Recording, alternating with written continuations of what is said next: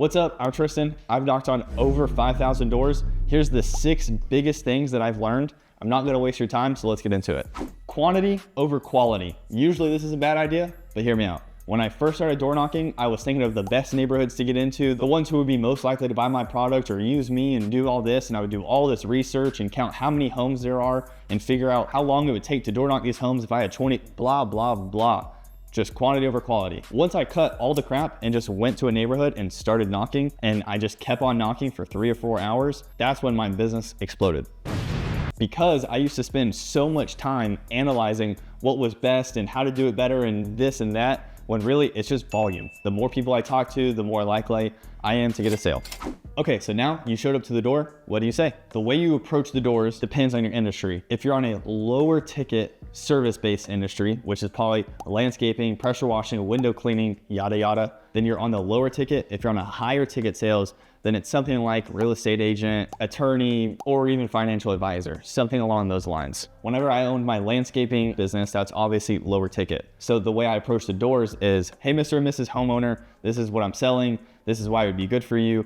And I try to hard sell them right there. They tell me why they don't want to buy it, and I have to overcome those objections. And then we settle on a price, I schedule them, and then I get them on the calendar. Easy, done, one day. Now on the higher ticket, what has worked really well for me as a real estate agent is if I have a house listed nearby, I would show up inviting everyone to the open house, as many doors as I could knock so that we could sell this house. And if they don't want that house, then what I do is I keep them in contact, and then I'm gonna follow up back with them once it's sold and let them know, hey, we still have some more people interested in this house. Can I send them your way? And then they're like, no, we're not selling. This is our forever home. Cool, sounds good. Or actually, yeah, we're gonna be selling in 2 to 3 months. So then I'm gonna remember their address. I'm gonna write a handwritten letter, send them the letter, letting them know who I am, what I do, how I can help them, maybe even at the door provide another piece of value. Then in 2 or 3 months, I'm gonna go door knocking the neighborhood again. It's just a longer play. I have to keep following up with them. As a high ticket salesman, I have to think very long-term. And now it's been long-term if I look back several months,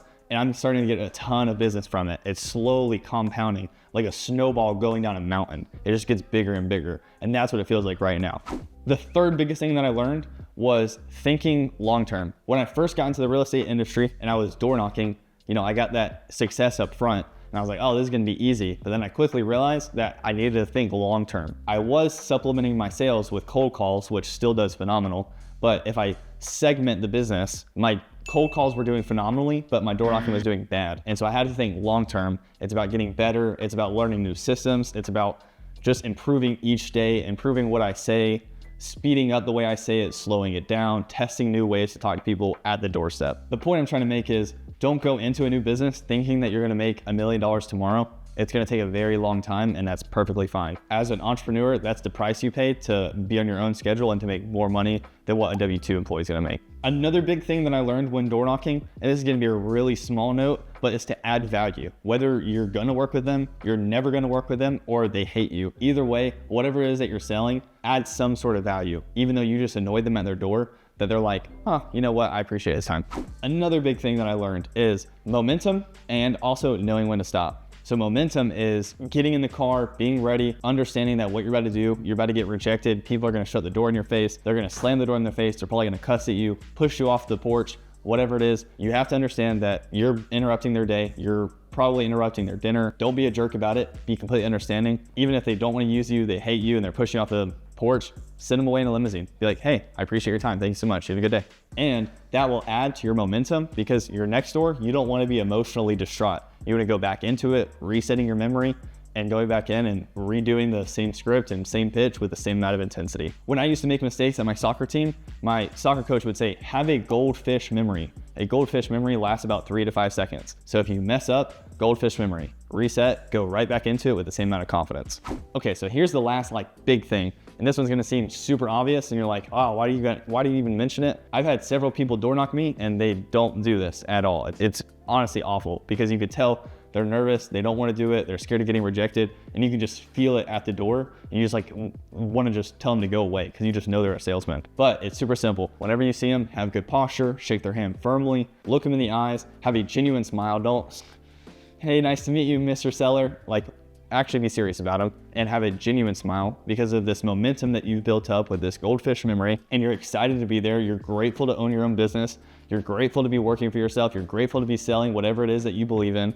And that should make you happy and proud to be at their doorstep and giving them the opportunity to purchase whatever it is that you're selling. Even if they don't purchase it, if you truly believe in your product, you should understand that it's an opportunity for them just as much as it is for you.